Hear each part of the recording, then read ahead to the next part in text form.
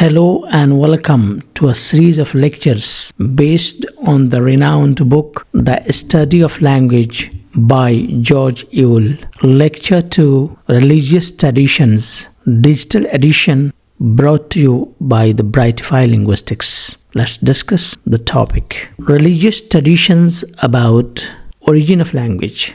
What do religious beliefs, what do religious traditions hold about the birth of language, about the origin of language?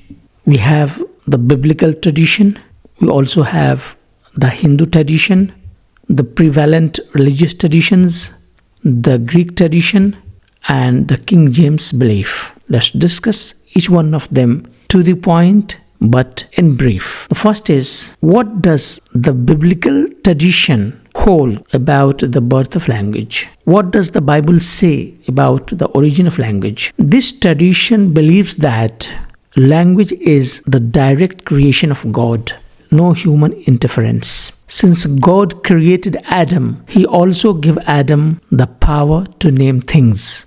As described in the book of Genesis, God created Adam, and whatsoever Adam called every living creature, that was the name thereof. So this is the belief originating from the Bible about origin of language. We continue our discussion. Now let's see, what does the Hindu tradition speak about the birth of language?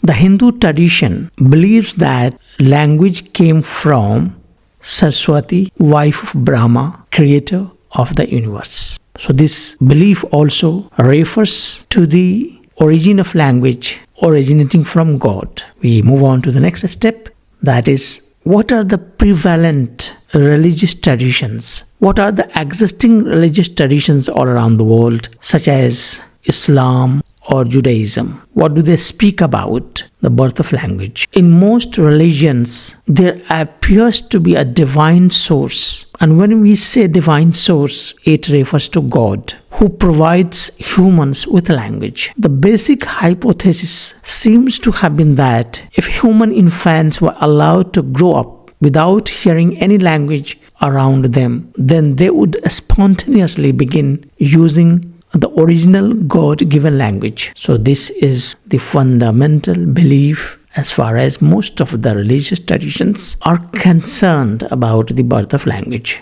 We move on to the next step of a discussion. What does the Greek tradition hold about the origin of language? What are the opinions of Herodotus and pharaohs of ancient Egypt? The Greek writer Herodotus reported the story of an Egyptian pharaoh who tried the experiment with two newborn babies more than 2,500 years ago. After 2 years of isolation, the children were reported to have spontaneously uttered the Phrygian word bekos, meaning bread. The pharaoh concluded that Phrygian, an older language spoken in part of what is modern Turkey, must be the original language from God. So their researches also point to the source of language coming from God. We continue. What is the discovery of King James about the origin of language?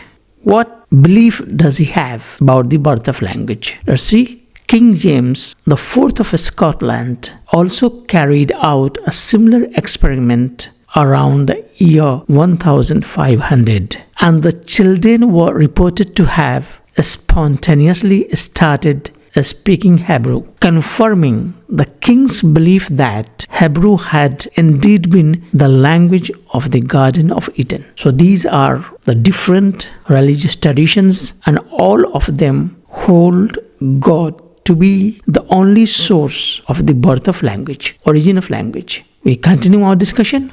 But we have modern contradictions. Modern findings have different opinions about origin of language. What are they? Let's see.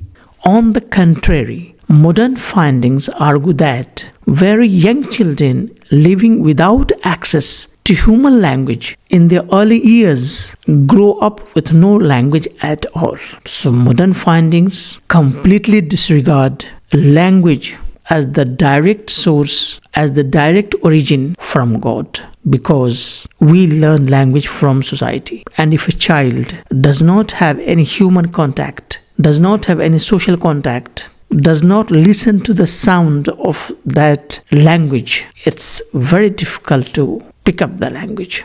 It's very difficult to speak the language. It's very difficult to learn the language. It's up to you to believe in and to accept what is logical and analytical. Hope you understand this part of lecture from the book. To have more information, to go for deep studies, let's see the original text. You can have a look at page number 2, the divine source, the title of this page from the book, and the reference is The Study of Language by George Yule, Cambridge University Press, New York, 2010, page number 2. Hope you have enjoyed the lecture. Thank you and goodbye.